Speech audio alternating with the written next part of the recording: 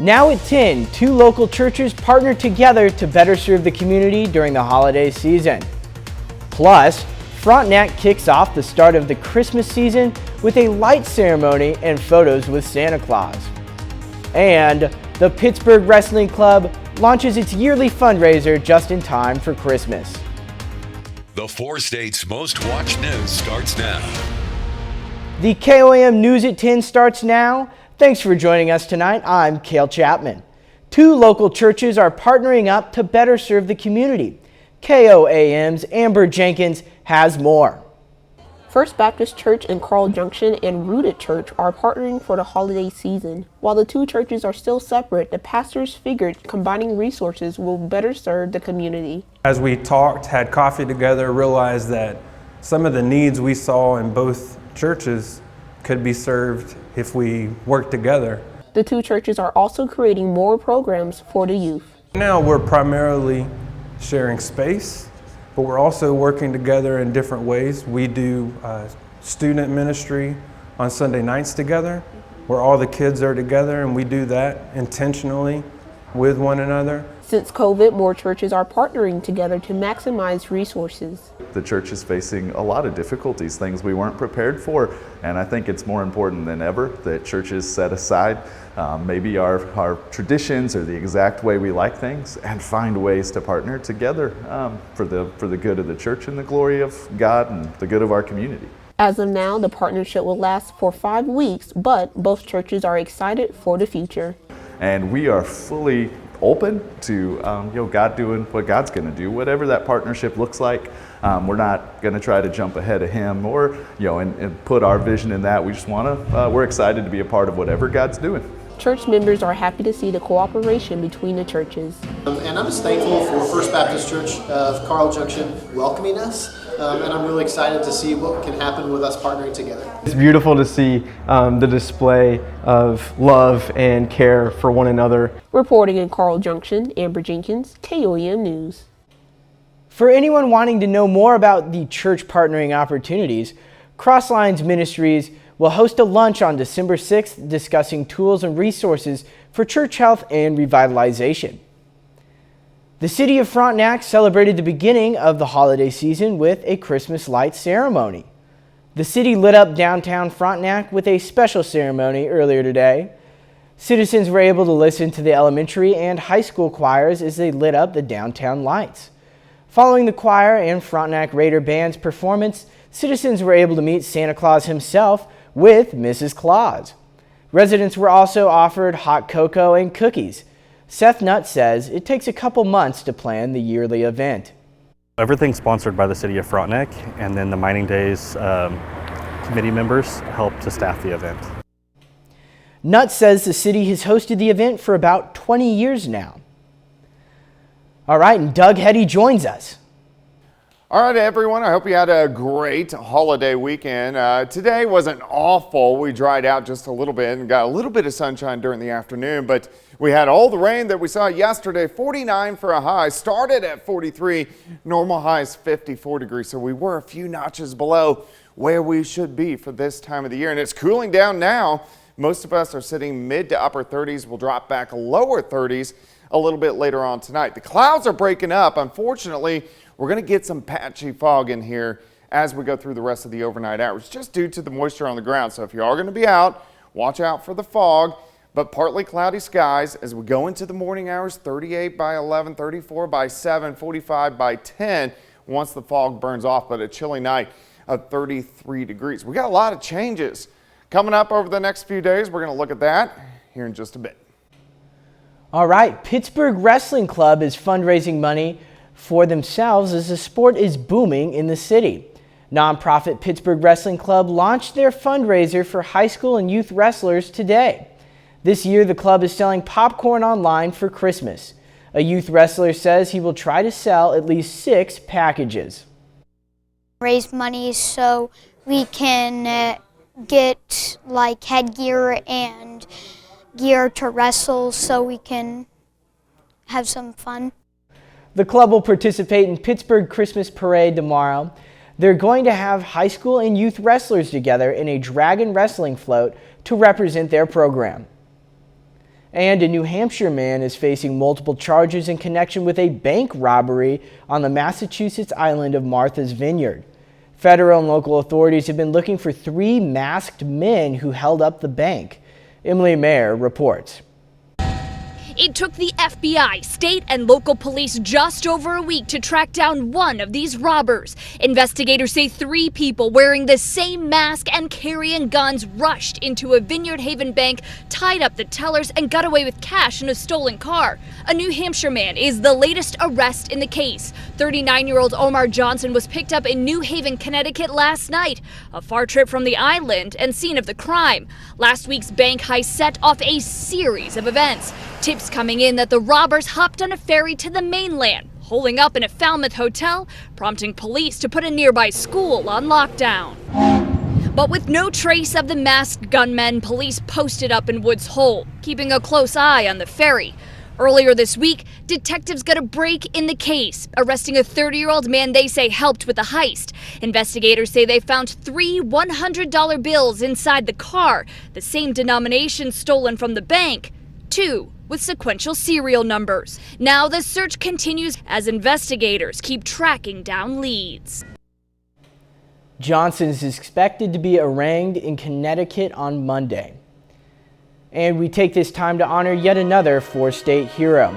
James Mayer, a Monette, Missouri native, served in the Army from 2004 to 2005 and from 2006 to now. Mayer served in Afghanistan and Iraq as a paratrooper. To Sergeant James Mayer, we thank you, our 4-state hero. Coming up, we take a look at travel as we end the Thanksgiving holiday.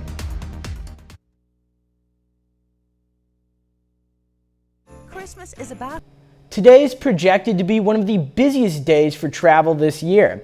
MSP expects 36,000 people to pass through checkpoints. Our Adam Duxter took a visit to Terminal 1, where flyers were pleasantly surprised at the way things were moving along.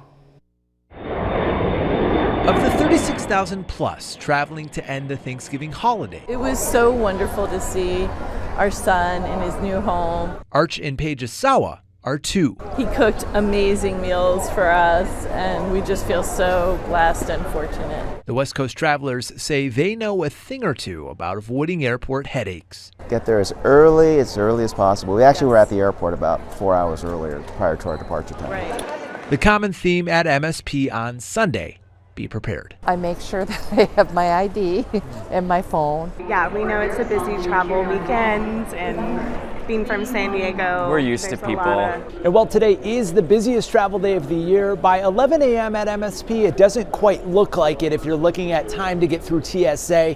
Less than 10-minute waits at both spots here in the main terminal. MSP says this is something they plan for, really adding staff to make sure people are getting through TSA in no time. It's great. It was very so smooth. great. Yeah, just coming early. It was so shocking. We thought we'd be swamped with people and everything, but getting here early is the key. Usually we come and it's usually packed. It actually has been great. And while a total of 4.5 million Americans will fly on this holiday, the MSP crowd says even if there was a delay or two, it's a trade-off they're willing to accept. We're used to it. My husband and I travel all the time, but I know that it's hard. It's not as glamorous as it used to be, but it's worth it to spend time with your family. Adam Duxter, WCCO 4 News. AAA says Thanksgiving holiday travel is up 8% over last year and is nearing pre-pandemic levels. Unseasonably warm weather on Friday drew hundreds of Wisconsin residents outdoors to watch the USA take on England in the World Cup. Milwaukee, a town famous for its beer and its pubs, has proven to be an ideal gathering spot to watch the world's most popular soccer tournament. Caroline Rinwald was there. Getting loud for the red, white, and blue. Soccer fans treated to sunny, warm weather on Black Friday while watching the World Cup outside. This is a blessing. I mean, a week ago it was some sleet, some snow, some rain, very windy. and we've got sunny skies. This is gorgeous. Watching the game on a massive screen in Drexel Town Square. Well, here's a look at the opening goal. Just a one. Fans gathering early. We were obviously at Thanksgiving and we want to do something not inside the house, so decided to come here. I think we're the only two here today supporting England. You worried about being the only England fans here today? Not at all. We might be the hooligans though. While there were people packing indoors, the ones with outdoor space reeled in more crowds, like on Brady Street, where hundreds gathered. I didn't even know if I should wear this jacket because it was so nice, but I needed the pockets. But man, this is awesome. Bar owners counting their lucky stars. We built a big tent that's heated, but at 11 degrees, that was not enough. So it's definitely been nice to have the Mother Nature take care of us a little bit. And here in Shorewood, at least 1,000 people gathering outside Three Lion Pub, blocking off the entire street for a block party, watching the World Cup. Fun outside for the whole family.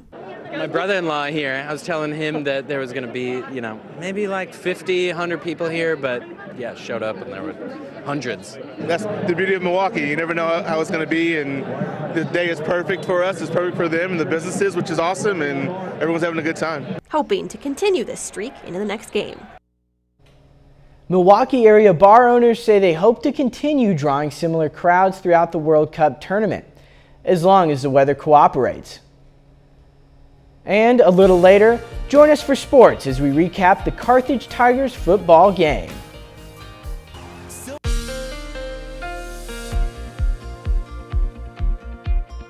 Well, I hope you had a great holiday weekend. It did turn out to be kind of crummy over the past couple days. The rain yesterday, which we definitely needed, and then a lot of clouds sticking around for us all day long for us today. Nice shot, Indigo Sky Casino and Resort just outside of Seneca, Missouri. All right, let's look at rainfall amounts. Since midnight, 1/4 of an inch, but for the month, we did pass 3 inches, which is good. We're over 40 for the year, but we're still behind. We still have that drought. We still need more rain as we go through the next several weeks, and we do have some chances. All right, temps are cooling down mid to upper 30s, but kind of cold tonight. We're going to drop back into lower 30s for overnight lows. Plus, we still have that moisture on the ground. You can see our humidity is climbing, so we are going to have some patchy fog. So be careful on the roadways tonight into tomorrow morning. As we go through the overnight hours, we'll drop down to about 33. Once any fog that does develop burns off, we're going to warm up quickly, and at least a pretty nice Monday, warmer than what we did see today. Clouds have been breaking up over the past couple hours. We got rid of this storm system that gave us all the rain yesterday into the morning hours for us today. Here's our next system building in the Pacific Northwest, and this is going to bring in quite a bit cooler air by the time we head into the middle of the week. All right, let's go through time. We're going to stop tomorrow morning. Again, some patchy fog, lower 30s. As we go through the morning hours, 30s, 40s, should be into the 50s by noon, partly to mostly sunny skies, and we should get up into the upper 50s during the afternoon. So Monday, shaping up pretty good. Here come the clouds tomorrow night. Plus the winds are really going to start to increase. So here's Tuesday morning. We have a cold front heading toward us. We're going to warm up on Tuesday. We could see a few spotty little showers. Here's 10 a.m., then partly sunny skies. We go into the 60s, and then once that front slides through, thunderstorms to our east won't really affect us. We could even get a few bands of light little snow showers as we go into Tuesday night and then into Wednesday morning. And it's going to be significantly cooler as we head into Wednesday. So our temperatures kind of all over the place as we go through the next few days. All right, starting the day on Monday, 34, a little bit of patchy fog, 52 by noon. We drop back to 55 during the afternoon. High temp right around 57. But check this out. The winds really start to increase. So these are going to be our wind gusts by tomorrow evening, about 30, 35. They increase to 40 or 45 tomorrow night through the daytime hours on Tuesday. So a super windy day as we go into Tuesday ahead of that cold front. And quite a bit cooler on Wednesday. Look at this. High temps only right around 40. And then we'll start to watch our next storm system, which will begin to roll in as we head into the weekend. All right, let's go 57 on Monday, 66 on Tuesday. Temperatures are good, just very windy, a random shower. High of only 40 on Wednesday, 49 Thursday, back to 60 on Friday. Rain chances for the weekend, and then again significantly colder as we go into early next week. So big roller coaster ride as we head into December. Kale?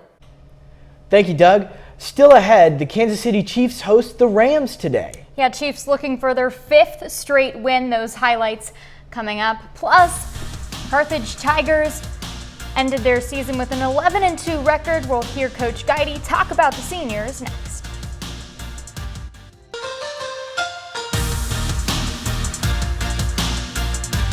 It's week 11 of the NFL season, and the Kansas City Chiefs not only have a big lead in the AFC West, but they also own the best record in the AFC. The 8-2 Chiefs are home this week, looking for their 5th straight win. Kansas City hosts the Los Angeles Rams this afternoon. First quarter, Travis Kelce picks up right where he left off last week. 39-yard touchdown. Chiefs out in front. Later, Patrick Mahomes finds Isaiah Pacheco for a 17-yard gain. Chiefs now in the red zone. Pacheco finishes the drive. He gets in from 3 yards out. That makes it 20-3 Chiefs. Fourth quarter now, Bryce Perkins connects with Van Jefferson. Kansas City still leads by double digits. Then Perkins' pass is tipped by Carlos Dunlap. Nick Bolton comes away with the interception, his 2nd in 2 games. Chiefs win this one 26-10. The defense kept us in the game, got some turnovers for us, got some big stops after some turnovers that we made. But especially in the red zone, we got to execute at a higher level. I got to execute at a higher level, and I got to stop. I got to take out like the one dumb play I make every game, it seems like. I was going to throw it to Trav, and then at the last second, I didn't think I could get it in. It was one of those, like, I try to pull it down a little bit, and I threw it directly into the dude's stomach. So just got to make sure that I don't do that, especially in the red zone, because those are ones that kill you in big games. And so obviously you'd like to win. But we got a lot to get better at offensively, especially starting with me. The Carthage Tigers season came to an end on Saturday in the Class 5 state semifinals. Francis Howell jumped out to a 21-point lead and hung on to beat Carthage 35-13. Luke Gall scored both of the Tigers' touchdowns, including this one here, a 51-yard touchdown run. Carthage finishes the year with an 11-2 record and graduates its biggest senior class in history. 21 seniors that have been in the program for 4 years, and you know they just do everything right. They show up every single day, they come to work, they have great attitudes, they're very coachable, they're a very close group, and that doesn't happen all the time. So when it does, it's a pretty special thing, and there's no denying that these guys have been very successful. Oklahoma men's basketball is on a roll right now. After a loss in their season opener, the Sooners have won 5 straight games. Oklahoma hits the floor against undefeated Ole Miss today in the ESPN Invitational Championship game. First half tie game, Ty Fagan knocks it down from deep. Rebels take the lead. Oklahoma down by 5 now. Jacob Groves fakes, drills the 3. Sooners trail at half. To the second now, Bijan Cortez lobs it up to Sam Godwin. He finishes off the glass, 42-42. 2 minutes to go now in the game. Jalen Hill gets inside for the lay-in, and Oklahoma hangs on. They take down Ole Miss 59-55 to win the tournament title. That's a look at sports. We'll be right back. Black Panther Wakanda Forever went back for thirds this weekend, not at a Thanksgiving dinner, but at the box office, trying for its 3rd straight weekend crown. Did it succeed? David Daniel has early estimates from the box office top 5 from Friday through Saturday. You believe you are not worthy, but fate does not make mistakes. Black Adam is at $163 million domestic after a 5th place weekend worth $3.4 million.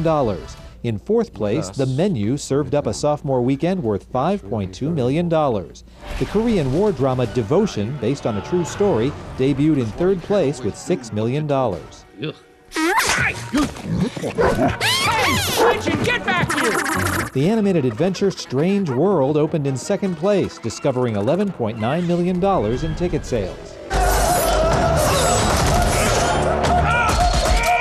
For the third straight weekend, no movie came close to Black Panther: Wakanda Forever. The Marvel sequel made $45.9 million for a domestic total of $367.7 million, already the sixth highest grossing movie of the year. In Hollywood, I'm David Daniel. Glass Onion: A Knives Out mystery opened for 1 week in moderate release before debuting on Netflix in December. But Netflix doesn't release its numbers, so we can't tell you how well that film did in theaters. All right, well, I'd like to see that movie, so I'll probably be on Netflix later this week, I guess. Yeah, some good stuff out right now. For sure. And the Chiefs, 5 straight wins now. They roll today as well, 9-2. That's a pretty good spot to be this late in the season. Oh yeah, you love to see it. Love to see some more Chiefs throughout the season. Hope we continue to do well. All right. Well, that's our time for tonight. Remember, we're always on at KOAMnewsnow.com and with the KOAM News app. Have a great night and an even better tomorrow.